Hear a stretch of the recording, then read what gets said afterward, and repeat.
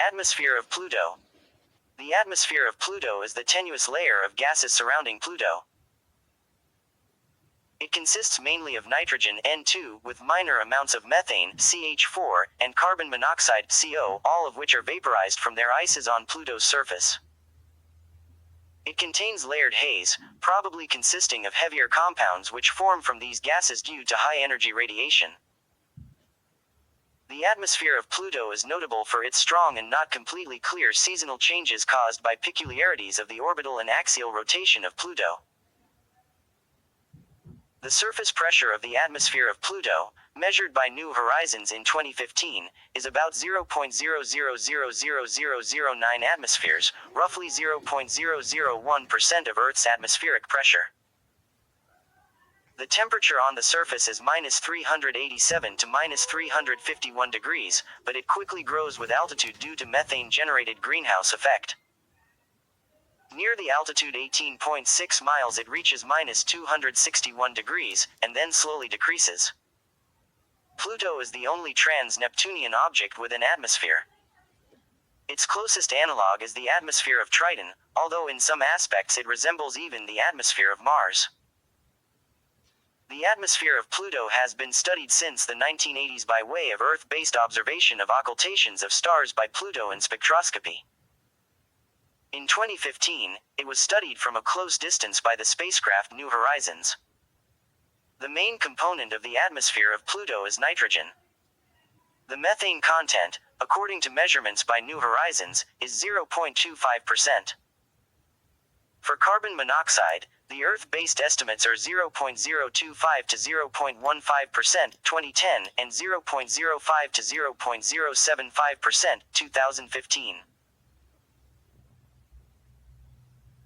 Under the influence of high-energy cosmic radiation, these gases react to form more complex compounds, not volatile at Pluto's surface temperatures, including ethane, C2H6, ethylene, C2H4, acetylene, C2H2, heavier hydrocarbons and nitriles and hydrogen cyanide, HCN. The amount of ethylene is about 0.0001%, and the amount of acetylene is about 0.0003%.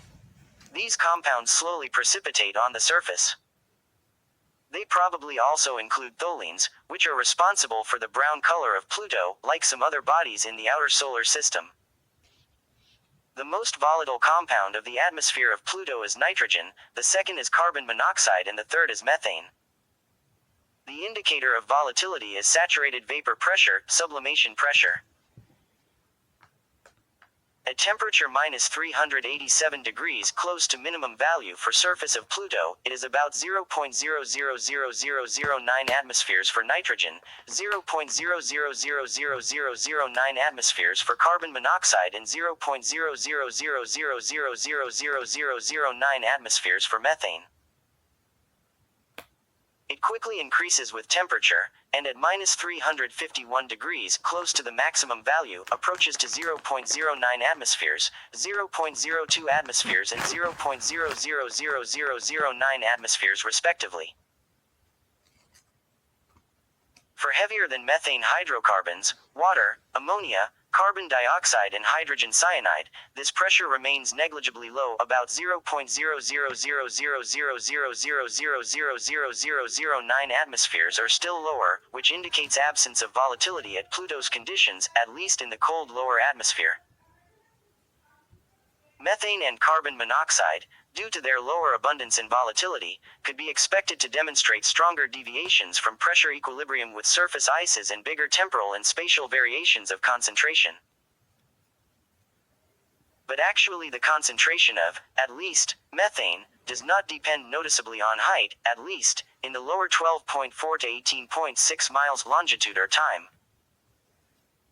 But temperature dependence of the volatilities of methane and nitrogen suggests that the concentration of methane will decrease as Pluto moves further from the Sun.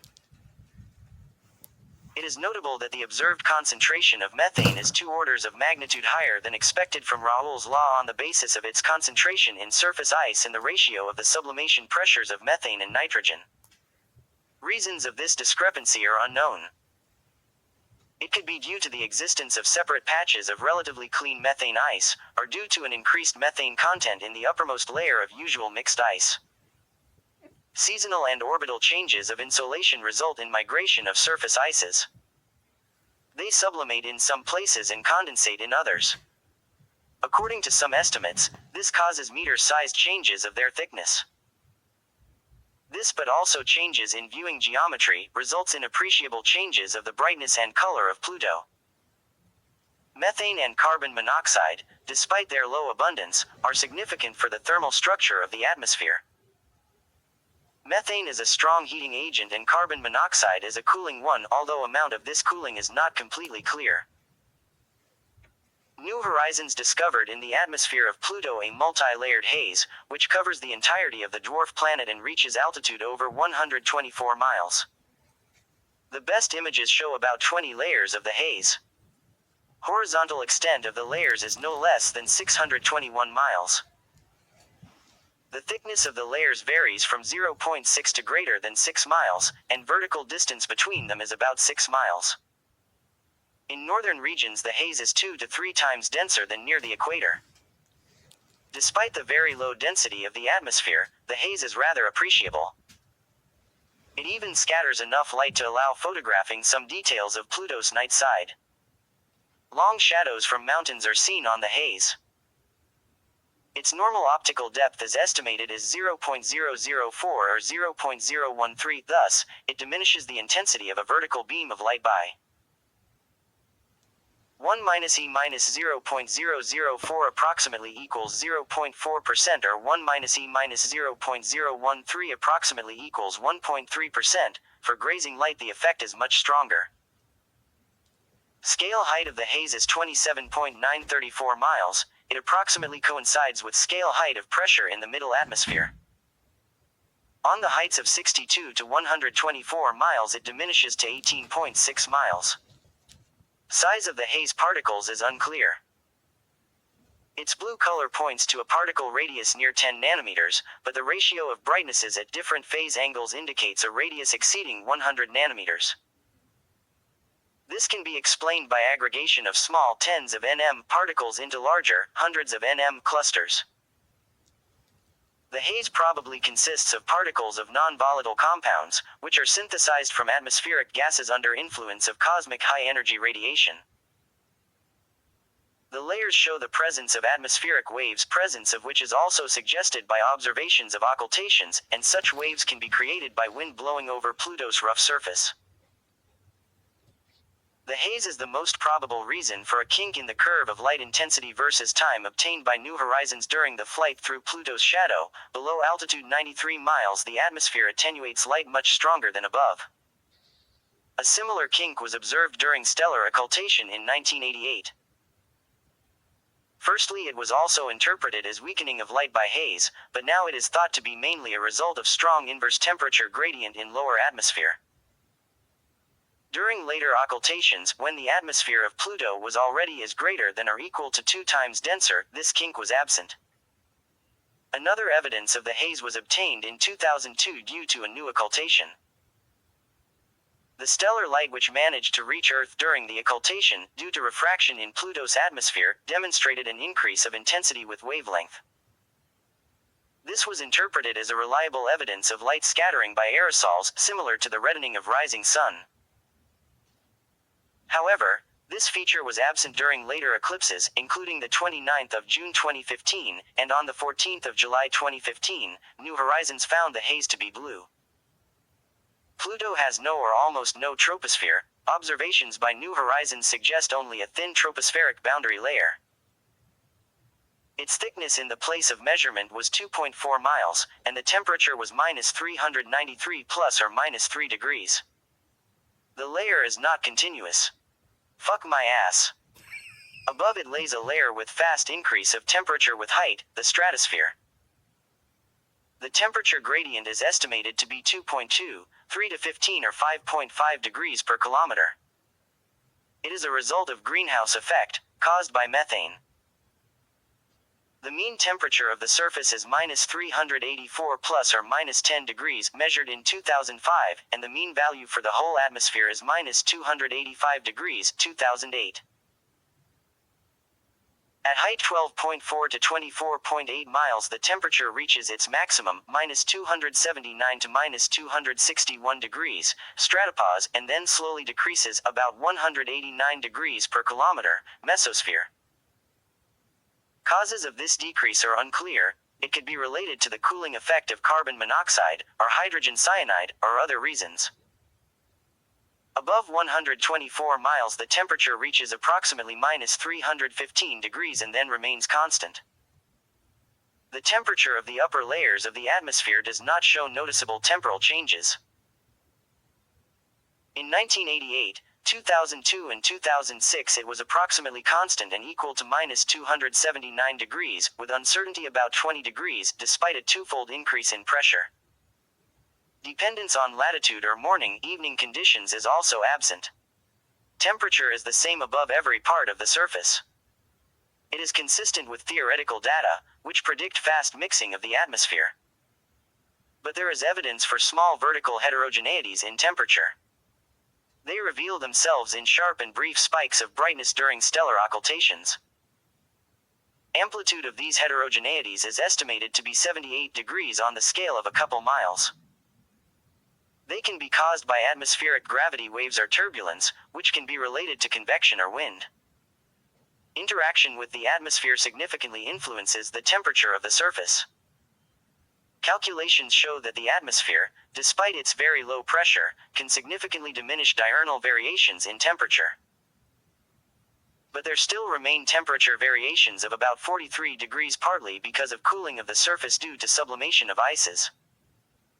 Pressure of the atmosphere of Pluto is very low and strongly time-dependent. Observations of stellar occultations by Pluto show that it increased about 3 times between 1988 and 2015, even though Pluto has been moving away from the Sun since 1989. This is probably caused by Pluto's North Pole coming into sunlight in 1987, which intensified evaporation of nitrogen from the northern hemisphere, whereas its southern pole is still too warm for condensation of nitrogen. Absolute values of surface pressure are difficult to obtain from occultation data, because this data does not usually reach the lowest layers of the atmosphere. So, surface pressure has to be extrapolated, and this is somewhat ambiguous due to the height dependence of temperature and, consequently, pressure not being completely clear. The radius of Pluto must also be known, but it was poorly constrained before 2015. So, precise values of Pluto's surface pressure were impossible to calculate in previous times. For some occultations since 1988, pressure was calculated for a reference level of 792 miles from the center of Pluto, which later turned out to be 54.6 plus or minus 2.4 miles from the surface. Curves of pressure versus distance from the center, obtained from occultations in 1988 and 2002, in combination with the now known radius of Pluto, 737.5 plus or minus 2.4 miles, give values of about 0.00000003 atmospheres for 1988 and 0.00000009 atmospheres for 2002. Spectral data provided values 0.00000009 atmospheres in 2008 and 0.000001 atmospheres in 2012 for the distance from the center 738 miles, 0.6 plus or minus 2.4 miles from the surface. An occultation on the 4th of May 2013 gave data almost precisely for the surface level, 739.4 miles from the center, or 1.8 plus or minus 2.4 miles from the surface. 0.000001 plus or minus 0.00000006 atmospheres. An occultation on the 29th or the 30th of June 2015, just 2 weeks before New Horizons encounter, provided a surface pressure of 0.000001 plus or minus 0.00000009 atmospheres. The first direct and reliable data about the lowermost layers of the atmosphere of Pluto were obtained by New Horizons on the 14th of July 2015 due to radio occultation measurements. The surface pressure was estimated to be 0.00000009 atmospheres, 0.000001 plus or minus 0.00000009 atmospheres at entry of the spacecraft behind Pluto and 0.00000009 plus or minus 0.00000009 atmospheres at the exit. This is consistent with occultation data from previous years, although some of the previous calculations based on this data gave about 2 times higher results. The stellar occultation the 17th of July 2019 have shown the Pluto-S atmospheric pressure have dropped about 30% from maximal values in 2015, reaching 0.00000009 plus 0.00000005 0.00000003 atmospheres. The 6th of June 2020 further pressure declined to 0.00000008 plus or minus 0.00000002 atmospheres was measured. The scale height of pressure in Pluto's atmosphere varies significantly with height. In other words, the height dependence of the pressure deviates from exponential. This is caused by strong height variations of temperature. For the lowermost layer of the atmosphere, the scale height is about 10.5 to 11.8 miles, and for heights 18.6 to 62 miles 31 to 43.4 miles. Due to orbital eccentricity, in the aphelion Pluto receives 2.8 times less heat than in perihelion. It should cause strong changes in its atmosphere, although details of these processes are not clear. Firstly, it was thought that in aphelion the atmosphere must largely freeze out and fall on the surface. This is suggested by strong temperature dependence of sublimation pressure of its compounds, but more elaborated models predict that Pluto has a significant atmosphere year-round. Pluto's last passage through its perihelion was on the 5th of September 1989. As of 2015, it is moving away from the Sun and its overall surface illumination is decreasing. However, the situation is complicated by its big axial tilt, 122.5 degrees, which results in long polar days and nights on large parts of its surface. Shortly before the perihelion, on the 16th of December 1987, Pluto underwent equinox, and its north pole came out of the polar night, which had lasted 124 Earth years. Data, existing as of 2014, allowed the scientists to build a model of seasonal changes in Pluto's atmosphere. During the previous aphelion, 1865, significant quantity of volatile ices were present in both the northern and southern hemispheres. Approximately at the same time, the equinox occurred and the southern hemisphere became tilted towards the sun. Local ices began to migrate to the northern hemisphere, and around 1900 the southern hemisphere became largely devoid of ices. After the following equinox, 1987, the southern hemisphere turned away from the sun. Nonetheless, its surface was already substantially heated, and its big thermal inertia, provided by non-volatile water ice, greatly slowed down its cooling. That is why gases, which now intensively evaporate from northern hemisphere, cannot quickly condense in the southern, and keep accumulating in the atmosphere, increasing its pressure. Around 2035 to 50, the southern hemisphere will cool enough to permit intensive condensation of the gases, and they will migrate there from the northern hemisphere, where is polar day. It will last till equinox near aphelion, about 2113. The northern hemisphere will not lose its volatile ices completely, and their evaporation will supply the atmosphere even at the aphelion. The overall change of atmospheric pressure in this model is about 4 times. The minimum was reached near 1970-80, and the maximum will be near 2030. The full temperature range is only several degrees. In July 2019, an occultation by Pluto showed that its atmospheric pressure, against expectations, had fallen by 20% since 2016. In 2021, astronomers at the Southwest Research Institute confirmed the result using data from an occultation in 2018, which showed that light was appearing less gradually from behind Pluto's disk, indicating a thinning atmosphere. Early data suggested that Pluto's atmosphere loses 110 to 1,102 pounds of nitrogen per second, an amount corresponding to the loss of a surface layer of volatile ice several hundred meters or several kilometers thick during the lifetime of the solar system. However, subsequent data from New Horizons revealed that this figure was overestimated by at least 4 orders of magnitude. Pluto's atmosphere is currently losing only 100 sextillion molecules of nitrogen and 50 septillion molecules of methane every second. This presumes a loss of several centimeters of nitrogen ice and several dozen meters of methane ice during the lifetime of the solar system. Molecules with high enough velocity, which escape into outer space, are ionized by solar ultraviolet radiation. As the solar wind encounters the obstacle formed by the ions, it is slowed and diverted, possibly forming a shock wave upstream of Pluto. The ions are picked up by the solar wind and carried in its flow past the dwarf planet to form an ion or plasma tail.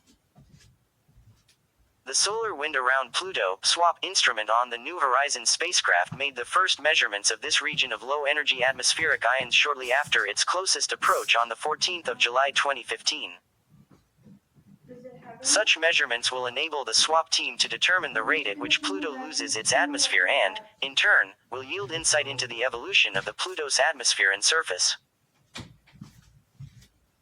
The reddish-brown cap of the North Pole of Charon, the largest of Pluto's moons Mordor Macula, may be composed of tholins, organic macromolecules produced from methane, nitrogen and other gases released from the atmosphere of Pluto and transferred over about 12,000 miles distance to the orbiting moon. Models show that Charon can receive about 2.5% of gases lost by Pluto.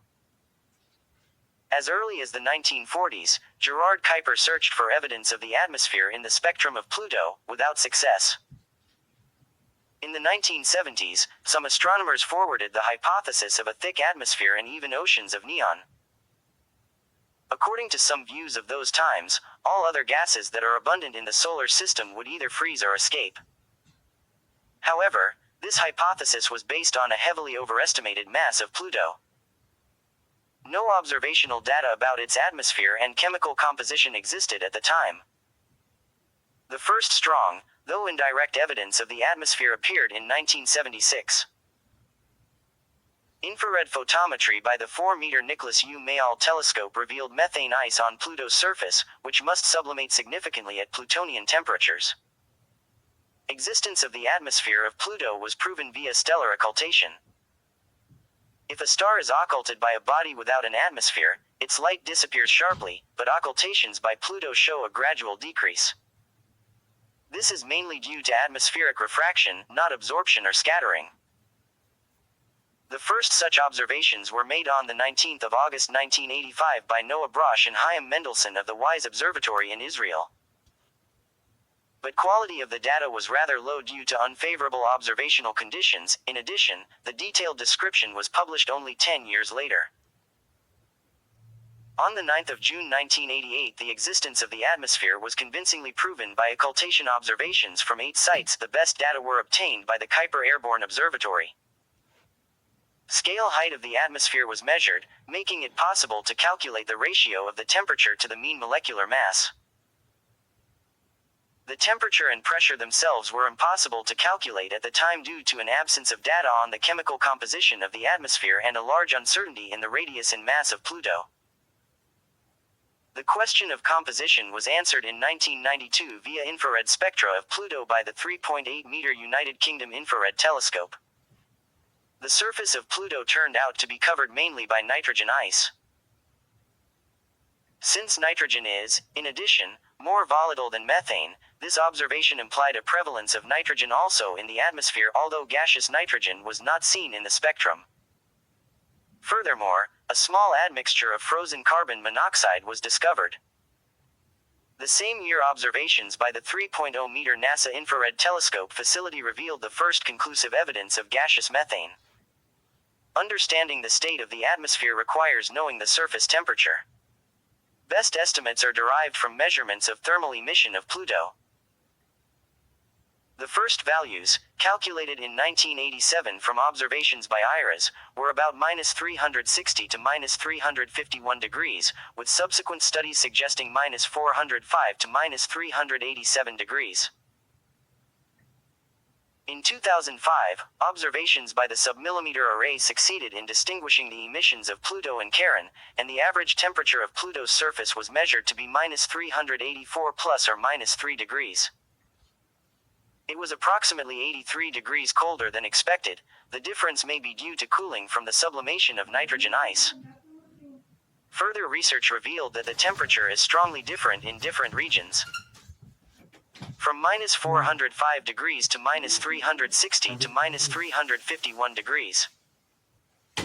Around the year 2000, Pluto entered star-rich fields of the Milky Way, where it will reside until the 2020s.